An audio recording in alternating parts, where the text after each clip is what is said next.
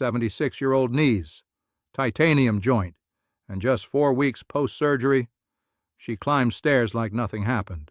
Doctors were stunned. So were her neighbors. These 5 recovery steps go against what most seniors are told, and skipping even one could stall your healing. Here's what no one's telling you. Your first 24 hours hold the power to shrink 6 months of rehab into 4 short weeks, or to stretch 4 weeks into half a year. Most seniors never hear that warning. They wake up from surgery groggy, frightened, and grateful just to feel their feet. The nurse offers water, the monitor beeps, and the bed feels safe. But comfort is the enemy. Staying horizontal past the first sunrise is the single biggest mistake knee replacement patients make, and it silently erases strength you can't afford to lose. Here's what happens beneath the blanket. Every hour you lie still, quadriceps fibers switch off like lights in an empty stadium. Blood flow stalls, swelling pools, and joint stiffness locks in. A 2024 meta-analysis of 511 knee replacement patients found that those who took their first assisted steps on post-operative day 0 regained walking speed 28% faster at just 1 month, compared with patients who waited until day 1 or later. Another 2023 randomized trial published in JAMA Network Open tracked motion sensors inside hospital gowns and discovered that early movers cut their hospital stay by a full day and reported 32% lower pain scores on discharge. The body isn't whispering, it's screaming, move or pay the price. Yet hospitals still spread the myth that rest is best. Part of it is habit, part logistics. Staffing shortages mean fewer hands to help you stand. Surgeons worry about dizziness. Nurses worry about falls. Families worry about pain. But the science is blunt. Early mobilization under supervision reduces, not increases, complications like blood clots, lung congestion, and delirium. Waiting feels safer but costs you function, confidence, even independence. Picture it this way. Every missed step in those first hours is a withdrawal from your future mobility bank, and interest compounds fast. So here is step 1, the rule that let me tackle stairs on day 28. Within 6 hours of waking in recovery, ask for a gait belt, steady hands, and your first circuit to the hallway door. The goal isn't distance, it's ignition. You are flipping the neuromuscular breaker back on while anesthesia is still clearing. Keep the walk short, but keep it upright. Use a rolling walker if you need it. Lean on parallel bars if the ward has them, but stand. Commit to 3 micro walks before your first night's sleep, even if each one is only 30 seconds. That tiny ritual tells your brain the knee is ready for business and tells swelling to drain north instead of drowning the joint. Ignore the well-meaning cousin who urges you to take it easy.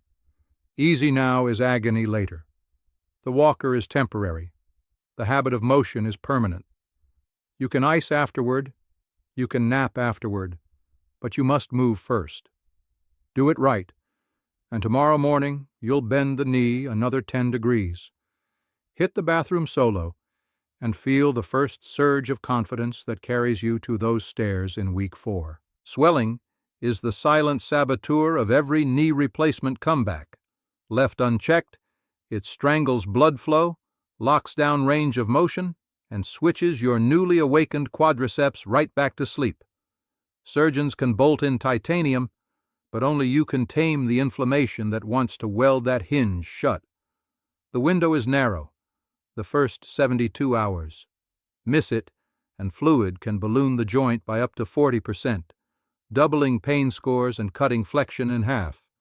Act fast and you reclaim weeks of mobility in 3 disciplined days.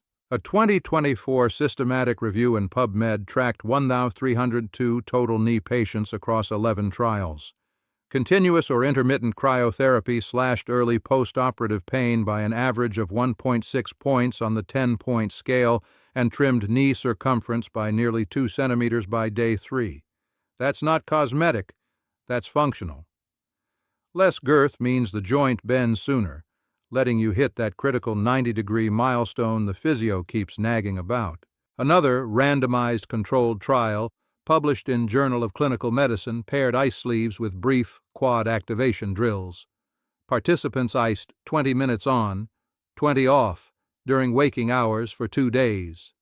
Their swelling dropped 28% faster, and they regained normal gait speed a full week ahead of the control group. Data from Singapore's National University Hospital shows why that matters. Every centimeter of residual edema at week 2 predicts an 8% reduction in quadriceps torque at week 6, robbing seniors of the power to rise from a chair unaided. Here is the protocol that put me back on the stairs by day 28. Hour 1. Elevate the leg above your heart. Toes to ceiling, no excuses. Gravity becomes your drainage pump. At minute 30, strap on a cold pack sleeve that hugs every contour from mid-thigh to mid-calf. Skip the frozen pea juggling act. You need full surface contact to drive temperature into the joint capsule. Keep the pack on for 20 minutes. Then peel it off and gently flex the ankle 10 times to keep circulation alive. Repeat this cycle 5 times a day for the first 48 hours. Nighttime, ice once before bed, elevate on a wedge, and set an alarm for a brief reposition halfway through the night. Sleep is precious, but stiffness loves darkness. Don't let it squat rent-free till dawn. Worried about frostbite? Studies show that skin temperature rarely drops below 14 degrees Celsius with modern gel wraps, well within safe limits, especially if you slide a thin cotton layer underneath. Concerned about cold increasing pain? Meta-analysis data reveal the opposite.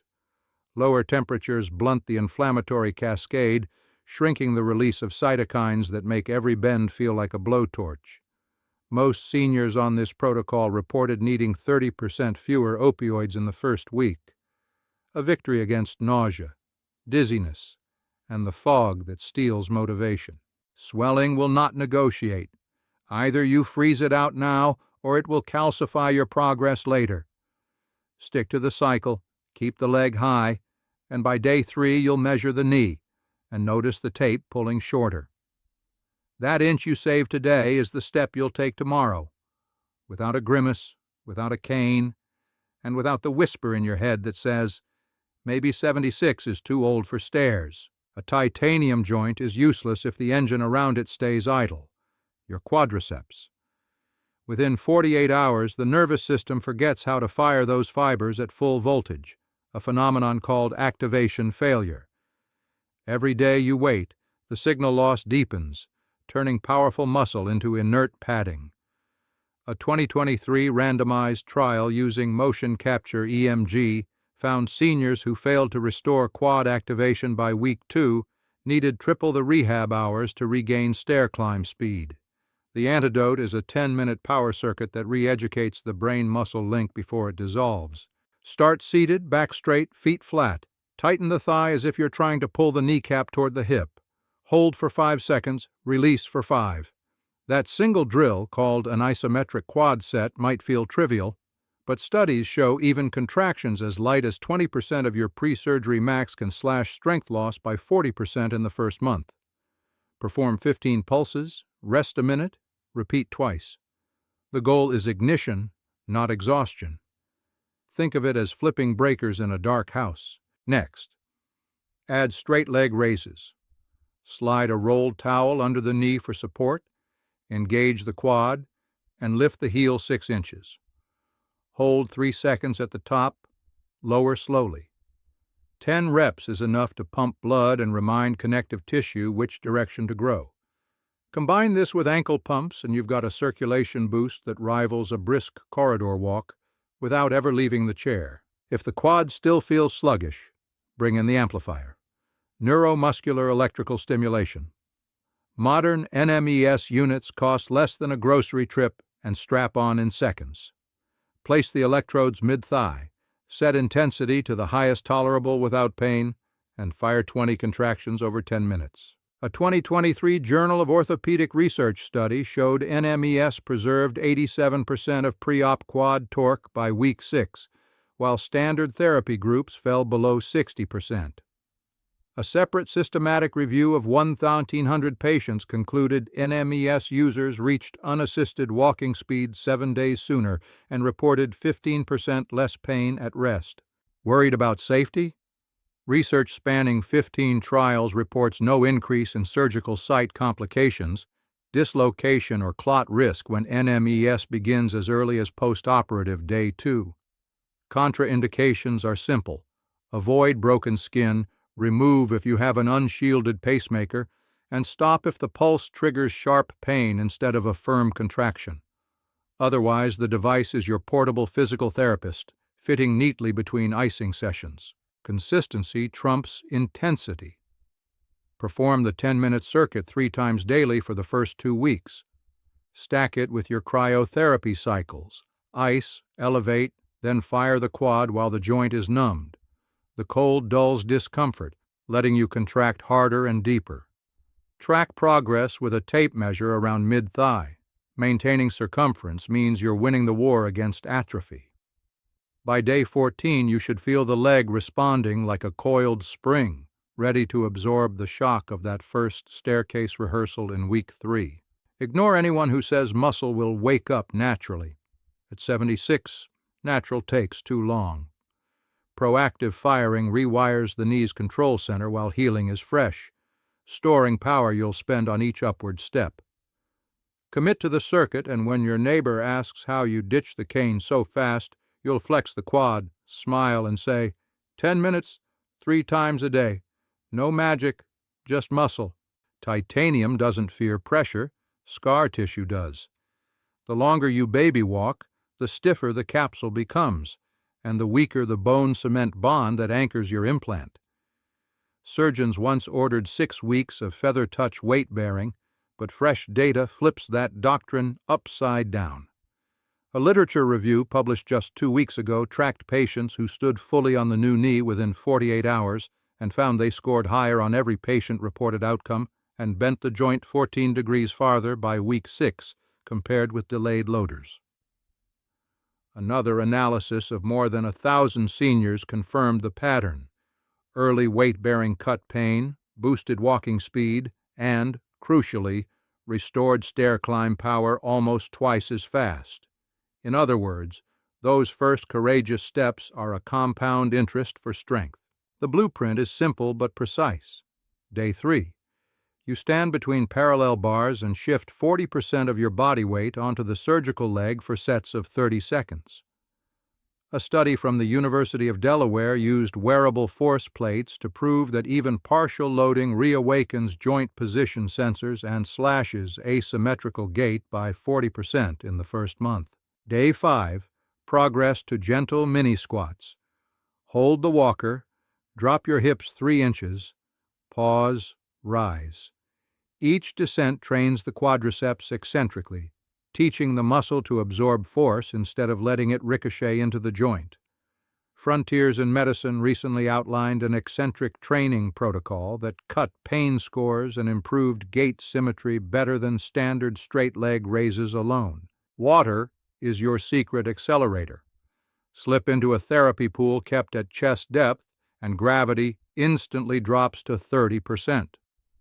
A systematic review comparing aquatic plus land therapy versus land alone found the water group trimmed edema faster and achieved functional milestones an entire week sooner. The buoyancy lets you rehearse stair patterns safely, march in place, drive the knee to hip height, feel the muscles fire without the full load. 10 minutes in the pool translates to 40 minutes of land practice minus the pounding. Back on dry ground, the anti-gravity treadmill is the high-tech cousin of the pool. Strap in, the chamber inflates, and you dial body weight down to 60%, then 80, then 90, each session inching closer to air. A network meta-analysis published this year ranked neuromuscular training, cryotherapy, hydrotherapy, and electrotherapy as the top quartet for rapid recovery after knee replacement, but noted that combining 2 modalities unlocked the biggest gains. That's why the best clinics pair partial weight treadmills with NMES from step 3. Electrical pulses prime the quad, the treadmill teaches it to fire in rhythm, and the joint learns to trust itself before you ever tackle real stairs. Safety myths linger. Will early loading loosen the implant? Multiple imaging studies report no increase in subsidence or component migration when seniors bear weight as tolerated, provided they follow a structured progression supervised by a therapist. Afraid swelling will spike? Remember, Step 2. Pair every loading session with immediate ice and elevation. Worried about falls? The data show early mobility programs actually lower fall rates in the hospital because strength returns sooner and confidence replaces fear. Commit to the progression, log each session, and by day 20 your stride should feel natural enough that the staircase no longer looks like Everest. Instead, it's a hill you've been training to climb in water, on air, and under careful weight increments. When your surgeon sees you at the 1-month checkup, the X-ray will show solid fixation. The goniometer will hit 110 degrees, and you'll already be plotting your next hike, not your next couch day. Stairs are more than steps. They are the final exam of knee replacement rehab, and the grade is pass-fail. Conquer them and independence returns. Stall and every floor change becomes a negotiation with pain. Research shows why stair rehearsal must begin long before you feel ready. A 2024 controlled study in medicine assigned seniors to 2 different stair climbing exercise (SCE) protocols starting on post-operative day 12. Both groups improved functional mobility, but those who practiced a progressive step-up, step-down drill boosted knee flexion 12 degrees and cut ascent time by 43% within 3 weeks. Delaying stair work until week 4 nearly halved those gains. My 4-week mastery protocol starts on day 15 when swelling is down and quad ignition is reliable. You'll need a 6-inch step, a sturdy handrail, and a metronome app set to 60 beats per minute.